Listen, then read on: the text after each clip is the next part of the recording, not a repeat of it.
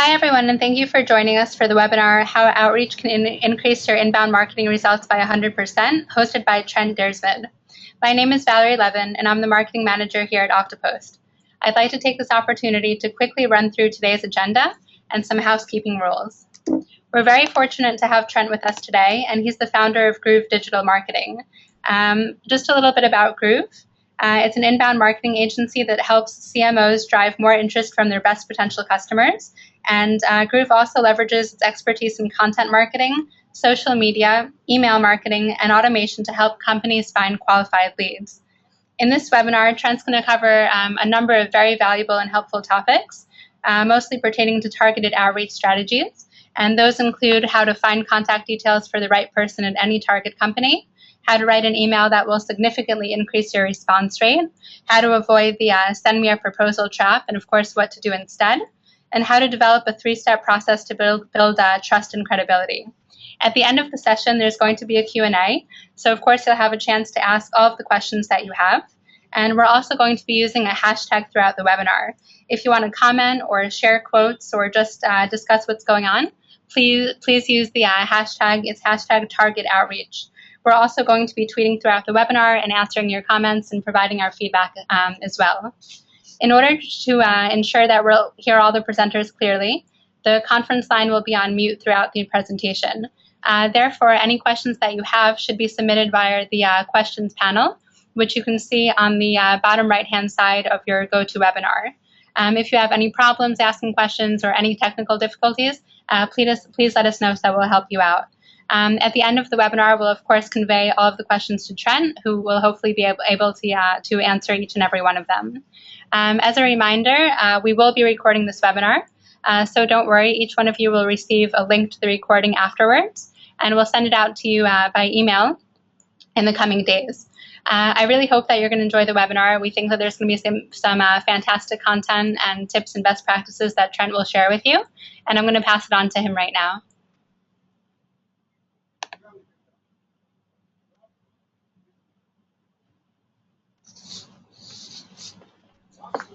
Very much, Valerie. Good morning, everybody. Before we get into this, can everyone hear me okay?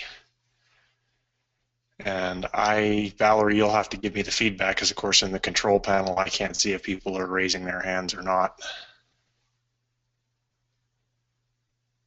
Yeah, I think everything's fine. Sorry about that. I think everything's fine. We haven't seen any hands raised, and we just got a response saying that everyone can hear you. All right, sounds good. Okay, thanks. So thanks very much for making some time to join us for this webinar. I'm going to do my very best to make this as valuable for you as possible and ideally give you some takeaways that you can implement in your business literally this afternoon if you choose to. So first of all, let's talk why are we here? Well, if you're not generating enough leads, you're going to find some solutions in this webinar. Or if you're having trouble getting the attention of your best prospects, then you're going to find some solutions in this webinar. If you're cold calling, if you're spinning your wheels cold calling, you're going to see how you can pretty much stop doing that. I don't make any cold calls to build my business. And if you feel like you don't have enough time to get it all done, I'm also going to show you how I have completely automated all of my prospecting. It's literally set it and forget it. Obviously, I had to build the campaigns to begin with, but now that they're built, I literally do not lift a finger each and every day. And obviously, most of us want to get results faster, and I'm going to do my best to show you how I am doing that. So this webinar, this isn't about theory. This is the exact stuff that I am doing to build my marketing agency, and it's working very, very well. So I want to talk a little bit, make sure that everybody understands the problem that we're tackling. We're going to talk a little bit about inbound marketing, and then we're going to talk a little bit about the results that we've been getting and how to get started, as well as to how to tie prospecting into your inbound marketing so you can get results faster. And then I'm going to talk about the tools and the resources that I use to get all that done. So I don't think it comes as any great surprise that nobody wakes up in the morning and thinks, my goodness, I hope to get spammed today.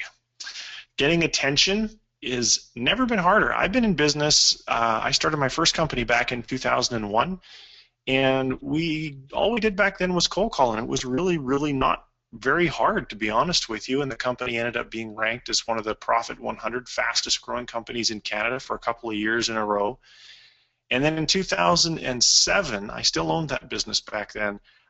Growth had sort of slowed down. I kind of returned to my roots. I started cold calling again, and it didn't work. It just did not work, and I kind of ran out of ideas, so I ended up selling that business and taking some time off, and then eventually discovered how I market my business now, my new business, which is with inbound marketing and a very specific style of prospecting that does not involve cold calling. So if you're having, as I mentioned earlier, if you're having trouble getting people's attention, fear not, I've got some very good suggestions for you.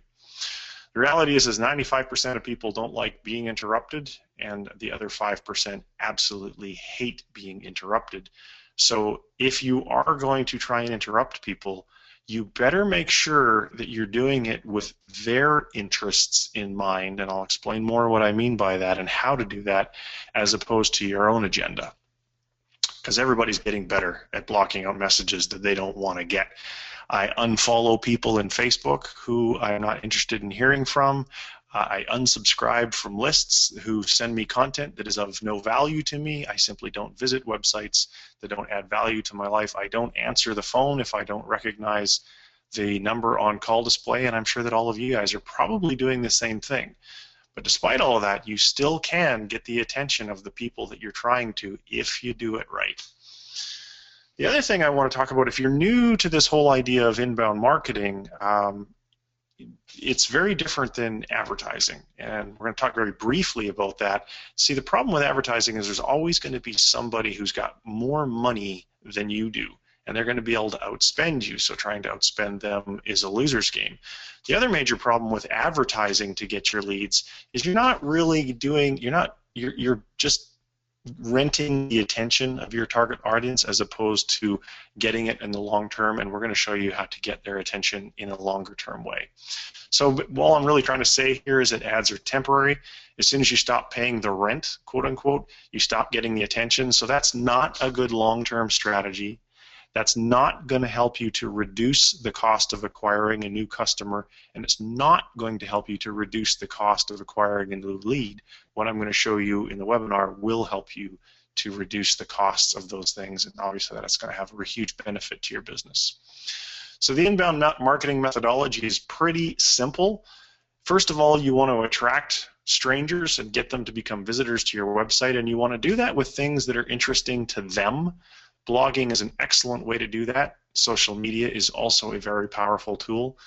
Once they come to your website, you want to make sure that you have calls to action and landing pages and free things that they can get so those visitors become leads. And then once they become leads, you need to make sure that you nurture them through a marketing funnel, and I'll explain how to do that in a little bit, so that at some point they are nurtured towards the point of sale. So if you sell something online, the point of sale is when they punch in their credit card and they buy it. If you don't sell something online, if you're a consultant or you're a consulting business or a services business and they actually have to talk to your sales team, what I mean by nurturing them towards the point of sale is they raise their hand and they say, I want to talk to you. And I get this happening in my business fairly regularly. People will come through my funnel, or they just call me up because they've spent enough time on the site and they say, I want to talk to you. And those are the best leads because they're highly motivated, largely pre-sold, and you can close them more often than not. And then, of course, once you get customers, you want to delight them so they become promoters. So one of the questions that I used to, before I knew anything about this stuff, was, how do I attract visitors? Well, Google. Did you know there's 5.9 Google visits or searches every day? I didn't either. I had to look it up. So do you think it maybe just a few of those people would be interested in your product? Well, with 5.9 billion, I'd say that yes, a few would. So here is your first big, if you haven't taken any notes yet, write this one thing down, please. You want to build marketing assets that you own. So those assets, for the purposes of what we're talking about today, are content. Blog posts, videos, white papers, podcasts, any type of asset or content asset that can live online and can live there for a long time. I'll tell you a quick little sidebar. I created a video that's on YouTube right now, and you can find it if you go to YouTube and type in how to start a business with no money. I created that video 3 years ago. It's been watched around 900,000 times, and around 3 weeks ago, a guy by the name of Brian found it, watched it, bought one of my $50 products, liked the product so much that he called me up, and he has now he's hired our marketing agency on a monthly retainer of $3,000 a month. So that is by far the best story that I can think of recently of how long of a shelf life quality content can have and how much of a profound impact it can have on your business. Brian will probably remain a customer for a couple of years, I would say. So he's paying us around $40,000 a year. So even if he only hangs around for 2 years for making a video that took me 10 minutes to make, I made 80,000 bucks. So content really can have a huge impact on your business. About SEO, don't worry about it too much these days. There used to be a whole bunch of clever tricks and stuff that you would do. We're not really going to talk about SEO.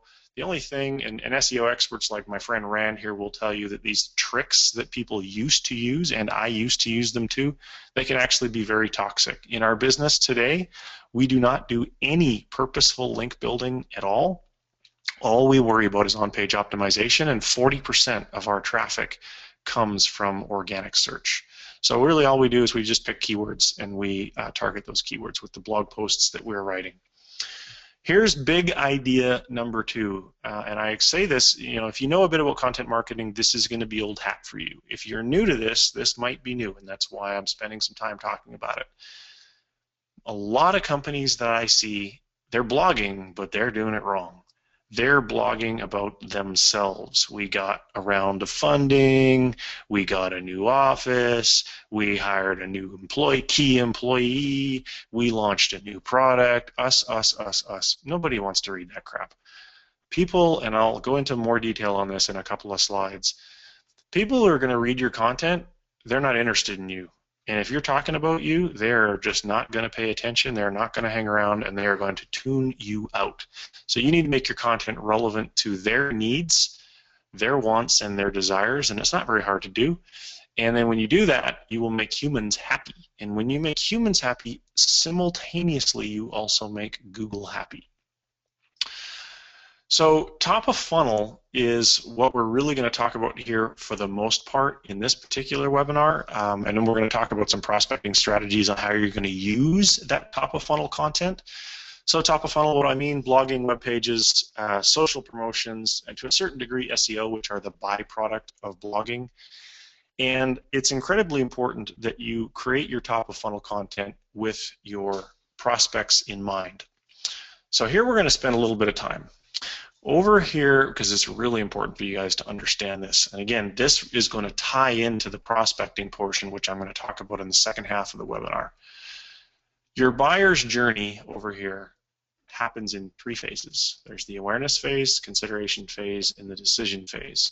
And then you have content assets over here on the right and the automated sales process. I want you guys to make sure you really understand this. So when the buyer, because it's all about the buyer, when they're in the awareness stage, I gave a talk here in my town last night to the local sales and marketing executives group, and there was a guy in the group who was a financial advisor. So we used him as an example, so we'll use him as an example again. When people are in the awareness stage, they're not thinking, I need a new financial advisor. They're thinking, my money is not earning a high enough rate of return, or I have too much money sitting in the bank, or they're thinking my investments are not performing very well, or they're thinking my tax bill is going to be too high, so I need to figure out how I might be able to use my investments in some way, shape, or form to figure out how to reduce my tax burden. None of that thinking has anything to do with, the guy's name was Jason, with Jason, his company, his services, his credentials, his track record. People don't care about that stuff at the top of the funnel. At the top of the funnel, they're only looking for one thing, so answers to their questions. And by far, the best way for you to be able to give them answers to their questions is to make a list of all the questions, what I call the pre-sales questions. Think of, if you've been in your business for more than 10 minutes, you know all the, you could probably come up with a list of 20 questions, maybe it's even 30 questions, maybe it's 40, but it's a relatively large number of questions that people ask you over and over and over before they buy whatever it is that you're selling. The easiest way to get started with inbound marketing is to make a list of those questions and then write one blog post that answers each question. So if you had 10 questions, you're going to write 10 blog posts. These are the easiest blog posts in the world to write because you are the subject matter expert. You already know the answers to those questions. And because of the way the Google search algorithm works now, which much more towards natural language, for the titles of those blog posts, you want to use as close to natural language as you can to target the quote-unquote keyword, which is really just the question itself that you're going after. Now, if you do that right over time, and this is exactly what has happened for us and for many other people, you'll have an increasingly large body of content, and each piece of content fetches some amount of traffic. So in aggregate, you end up getting a lot of traffic. And if you put an offer for premium content at the bottom of every one of those blog posts, so let me just switch over to our website and I'll show you exactly what I mean. So if you go to our blog and you pick any blog post, it doesn't really matter. So 5 creative ways to market beyond the app exchange. So this is a perfect example of this blog post is targeted towards a specific niche that uses the Salesforce App Exchange. So they might be typing in, how do I market my business beyond the App Exchange? Some way, somehow, they find this post, they come read it. It's not about us, it's not about our product, it's not about our service. It's intended to be genuinely helpful. But at the very bottom of it is this thing called the call to action. This is how you capture leads from your blog, folks. If you don't have a call to action, if you're not telling them what to do at the bottom of your blog post, the chances of them going to your contact form are remote at best. Approximately 0.4 to 0.5% of your total traffic might become a lead.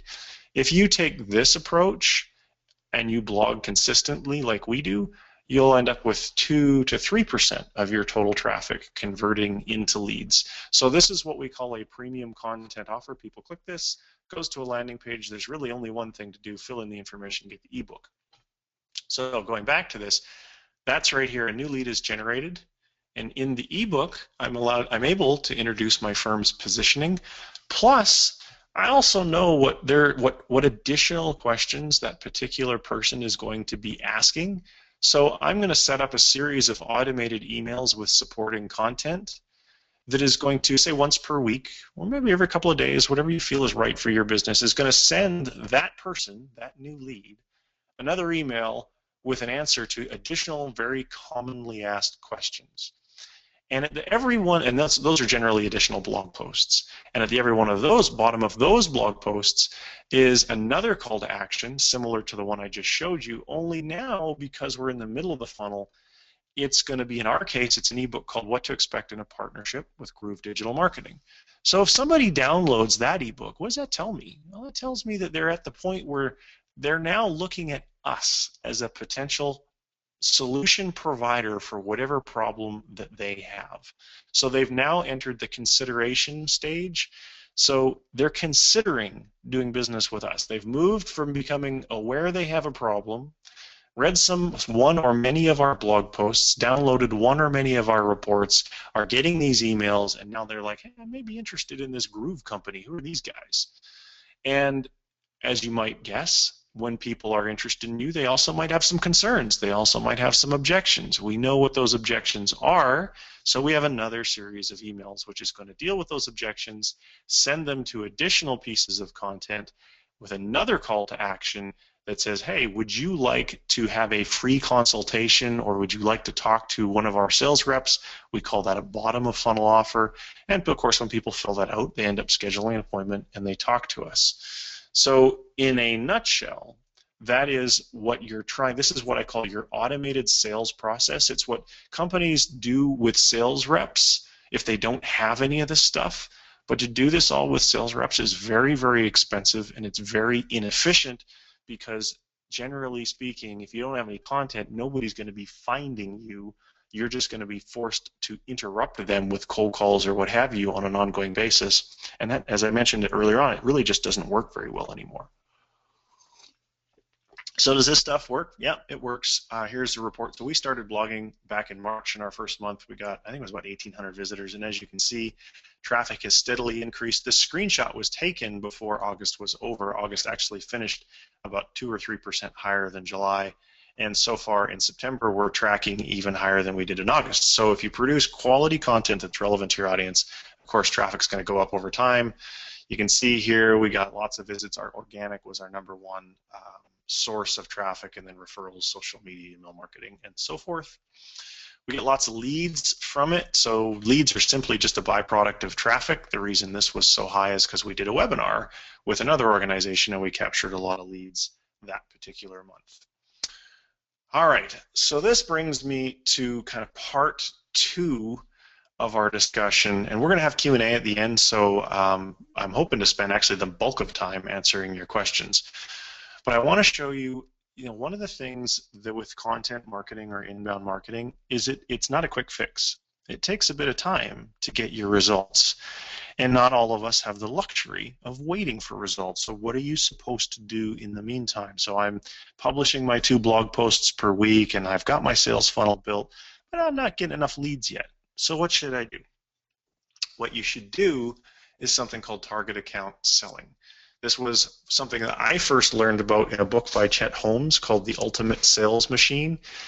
And unlike how I started in business, which was this, when I first got my first sales job, my sales manager, I was a stockbroker, and I was 23 years old.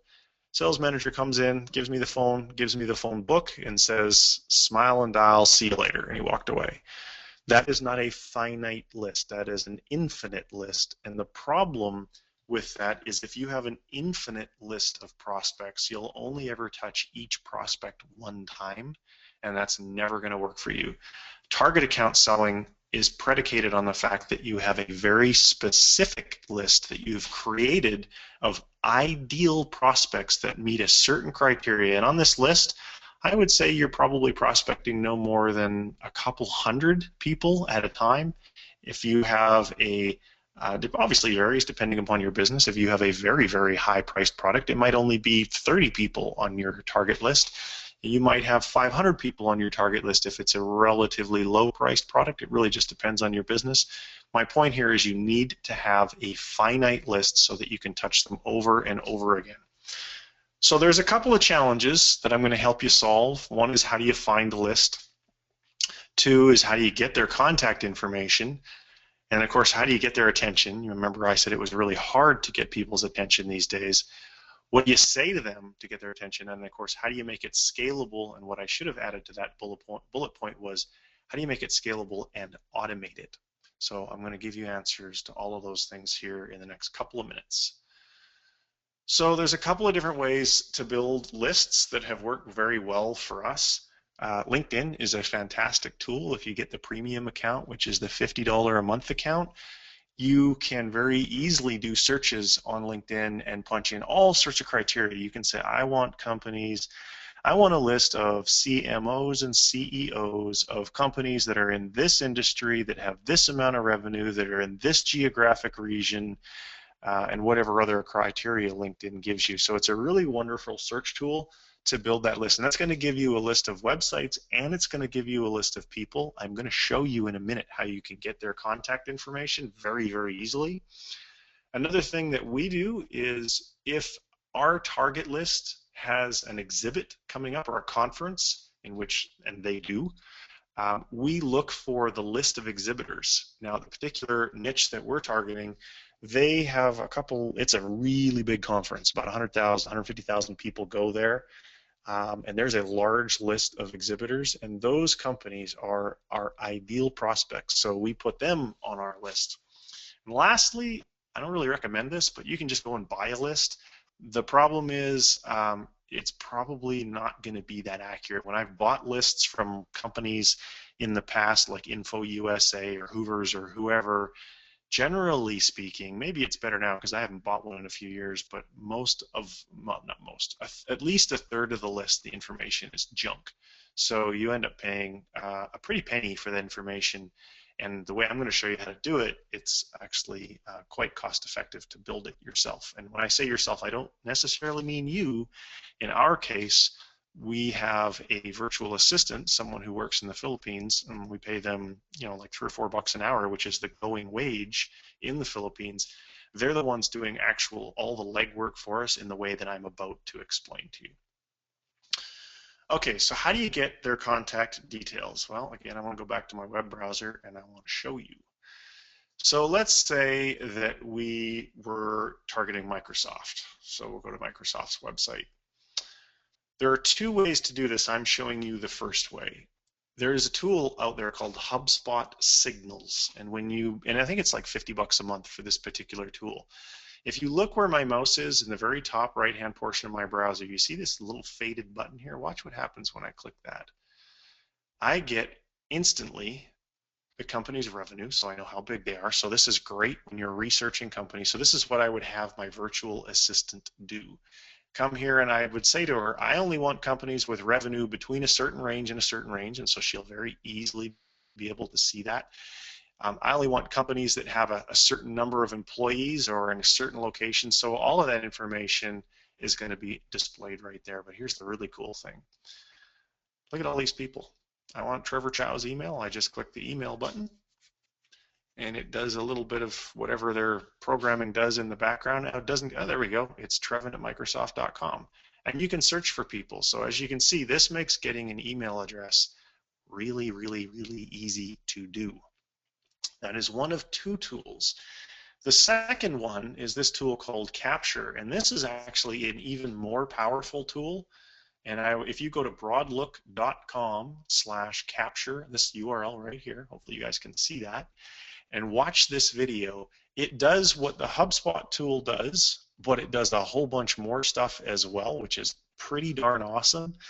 And you can import this stuff into a variety of different CRMs, or you can get a spreadsheet or whatever. So between one of those two tools, you've completely solved the problem of how do I get their contact information. All right. So now how do you get their attention? Well, according to a study by Leads 360, and this is a call center company that has since been acquired, so their name isn't Leads 360 anymore, but they did this study, and they basically said, no great surprise, obviously, if you make at least 6 attempts to get a hold of somebody, you'll have a 93% chance. So rule number 1 is be persistent, and rule number 2 is follow a schedule. Now, one of the things that I encourage that you do, this is where content, which we talked about in the first part of the webinar, and this prospecting tie together. When you're going through this schedule, and I don't make phone calls, by the way. I do this all automated with emails, and I'll show you how I'm going to do that. I'm going to show you the tool that I use. And I don't necessarily email them this often. My point is I will email people 6 times. I don't email people 3 times in a day. That would be crazy. You need to make sure that what you're saying to them is not about your product and services.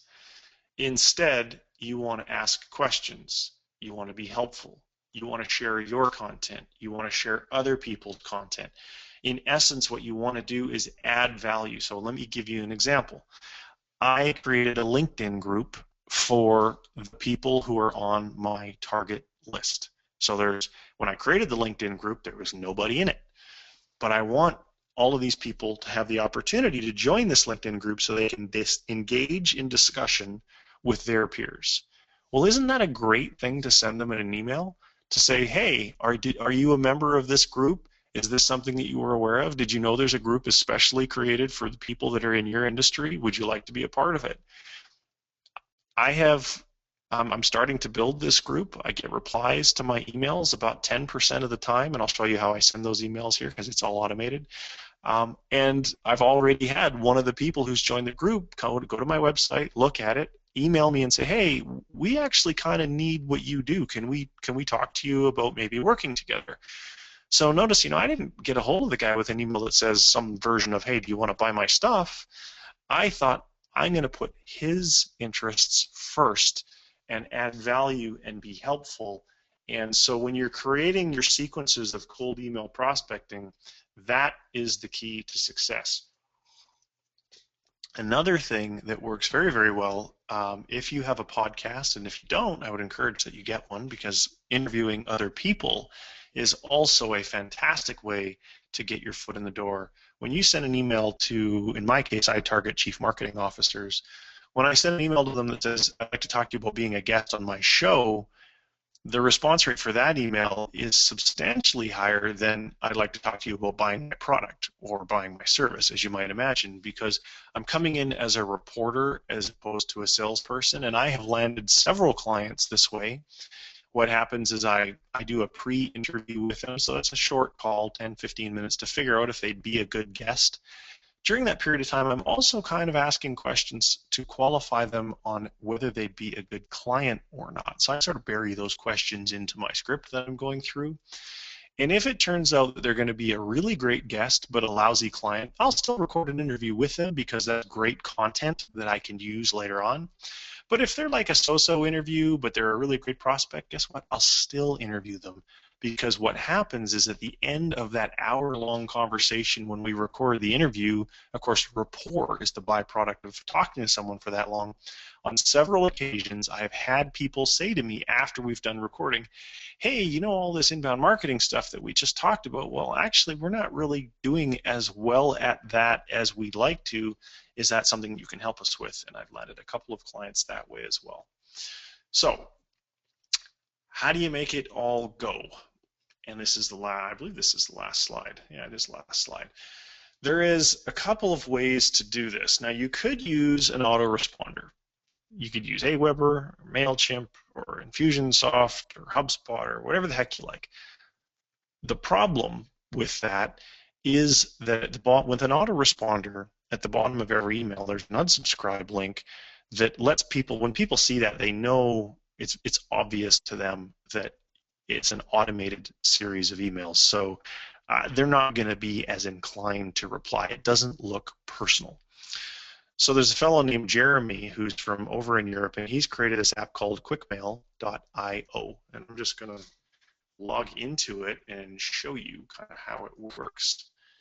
The great thing about Quickmail is that, actually, you know what, my prospects are in there, so I don't really want to show that. I'm just going to talk about it instead. If you want to get a free trial, you can go and get a free trial.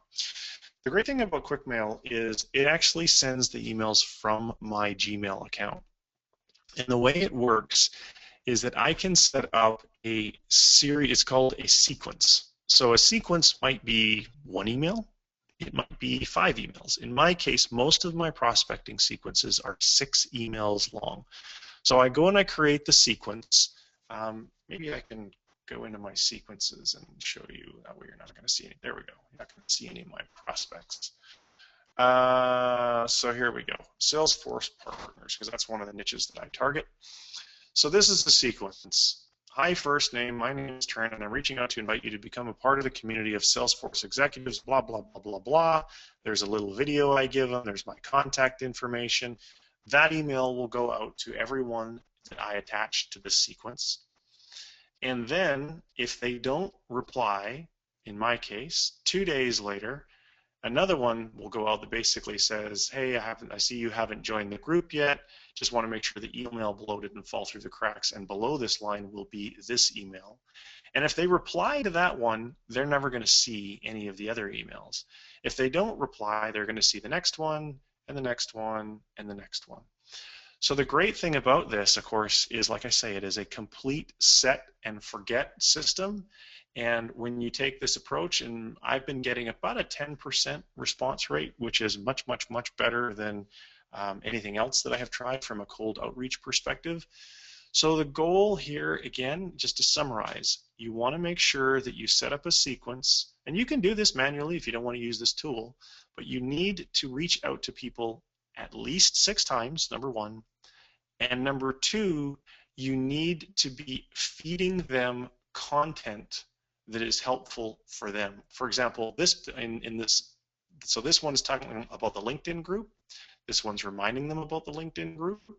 Then this one's saying, hey, you know, there's more stuff about the LinkedIn group. Plus, I send them to a landing page that has a video, a whiteboard video of me, where I'm explaining to them some very common mistakes that I see on people's blog and how they should solve those problems. And they can just watch that video and they'll get value, of course, but if they want to get more information, there's a way for me to capture a lead right there.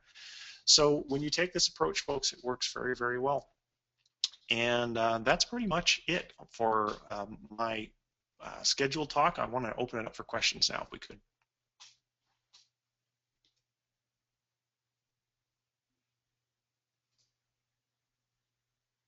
Okay, hey Valerie, Trent. are you there?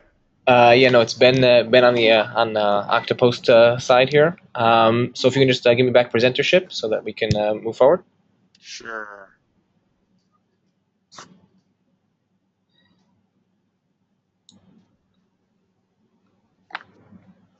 Okay, so now we've opened it up for questions. So the first question is when you spoke before about sending the emails and basically automated emails and getting in touch with prospects. So then where would you draw the line between being persistent and I guess being annoying? There was the sixth within. There are 6 emails. So the first 2 emails are separated by 2 days. All the other emails are separated by a week. So I will basically be emailing an individual prospect more or less once a week for 6 weeks. I don't think that that's too being. And again, remember, I'm sending them content that even if they never do business with me, is helpful to them. So I don't get any complaints, or I get almost no. I mean, you're going to get a complaint from somewhere, and I think I've had out of 250 or so of those emails that have gone out, or to 250 people, I think I've had one person complain. Okay, great answer. So the next question is, aside from SEO, how do you drive traffic to the content that we spoke about? Social media plays a really big role in that. So we are actually big users of Oktopost. I absolutely love Oktopost software, and I use it specifically to promote our content into a number of LinkedIn groups. We also, because I'm B2B, really the only 2 social networks that I have any interest in focusing on are Twitter and LinkedIn.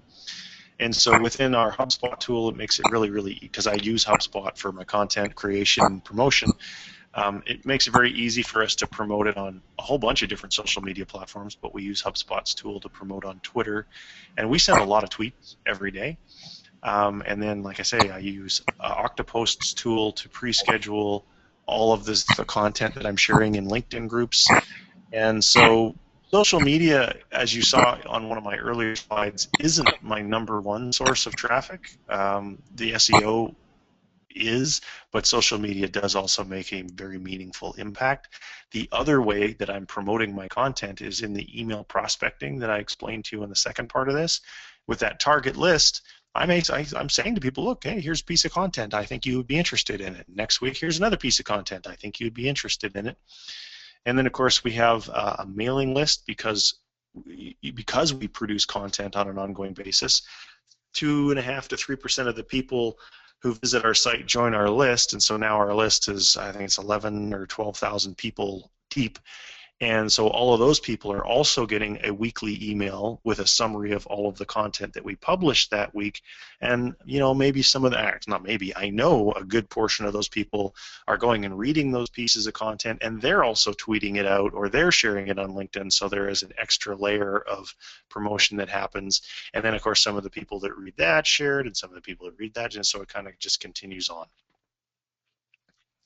One other way, sorry, I'd be remiss, is we also syndicate our content. So syndication, we use a site called Business to Community, we use Quora, we use Medium, we syndicate content on HubSpot, on a couple of HubSpot's different blogs.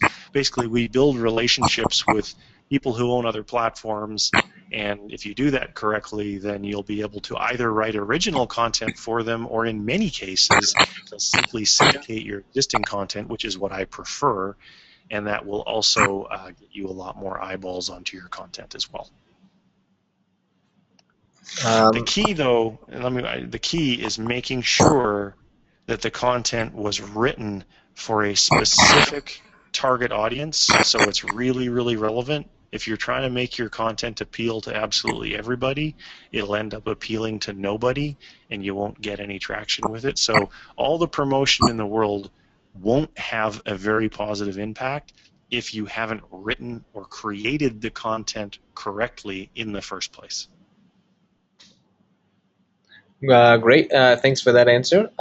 So the next question is about paid advertising. So I think the question is within content marketing, and as a B2B company looking at content marketing, how much of your marketing dollars in the marketing pie should go to content marketing as opposed to paid ads and things like that? In our case, we're not currently using any paid ads, and it's not because paid ads are all bad. Paid ads can actually work very, very well if you do them right. So something that I notice a number of people do is something called retargeting. So retargeting is a way of essentially, if someone visits your website, they get cookied, and then using retargeting, you can kind of follow them around the internet. So for example, let's say you went to Amazon and you were looking at a new blender, but you didn't buy the thing. You've probably noticed that as you go around to other websites, you're seeing the ad for the blender that you looked at kind of stalking you, for lack of a better word, to keep showing up in other places. That is what retargeting is, and I think retargeting actually is a worthwhile and effective form of media buying. I simply just haven't devoted the time or energy to setting up a campaign because we are growing pretty much at about as fast as we want to grow right now. Like as a service business, I can only take on so many clients in a month, and we're kind of at that limit. As far as using other forms of pay-per-click like Google pay-per-click, I think it really heavily depends upon the business that you're in. If I was to do it, I'm only going to do it to promote a really epic piece of content that I have created. So maybe you've created an ebook, and maybe you've already proven that the landing page that offers that ebook has a 50 or 60% conversion rate for traffic that comes from your blog posts. So you know that hey, that ebook's really resonating with your target audience. You would then look at, okay, of all of the blog posts that promoted that particular call to action, that particular landing page, which blog post got the most engagement? So you would look at your number of social media shares. And a tool that you can use to do that, I mean, you can just look and count them, or you can use quicksprout.com and it'll do the analysis across your entire site. So now you've got one blog post which was by far the most popular, and you've got this landing page. What I might do at that point is set up a paid campaign to send traffic to either the blog post or directly to the landing page, and I'd have to pay close attention to the metrics to see whether or not it was working. Now, your question was how much should you devote to paid versus content creation? In my case, I devote the bulk of my budget to content creation because, as you'll recall in the early part of my webinar, I said when you're spending money on advertising, it's temporary. You're only renting attention. So the problem is if you spend, say, $3,000 a month on advertising, after a year, you have no residual asset other than maybe you've built a mailing list. But if you spend $3,000 a month on content creation for a year, you have a lot of content that even after you say you don't spend any money in year two, all that content's still live. All those blog posts, they're still indexed, they're still getting traffic, they're still getting shared on social. If there's videos, they're still getting watched. They're still, like my video that I created 3 years ago, which landed me a client there last week. That stuff has a very long shelf life. So I really think that you should spend the bulk of your money creating content that is genuinely helpful and answers the questions to your target market at the top of the funnel. I think that's a better way to go. Okay, so we have time for one last question. So the question is, do you measure ROI for specific content pieces? So I think you mentioned like the YouTube video you have and ebooks, things like that. So then do you measure the ROI for each content specifically? And if so, what has like the best ROI, like blogs, YouTube, ebook, things like that? We measure everything. That's one of the reasons we use the HubSpot software, is it's really, really helpful in terms of analytics We know what the conversion rates are on our calls to action. We know what the conversion rates are on our landing pages. We know how our marketing funnels are performing. We also build customized Google Analytics dashboards to give us supplementary data. And we also generate something called a lead scoring report that shows us the quality of the leads that we're capturing. And so that helps us to determine which sources produce the highest quality leads for a given campaign. So yes, we absolutely measure the heck out of everything. Thank you. So unfortunately, that's all the time we have today. However, if you have any further questions that we weren't able to cover in today's session, you are welcome to send your questions to either Mark, our marketing director, and his email is on the screen, as well as Trent, whose email is on the screen as well. I'll leave this slide up for another few minutes just so you can copy down the details. Thanks again, Trent, for a great webinar. It was really insightful, and we really appreciate that. And thank you guys for attending the webinar, and I hope that you found it valuable and that you have a great day. Thanks very much, everybody. Thanks, Trent. Bye-bye.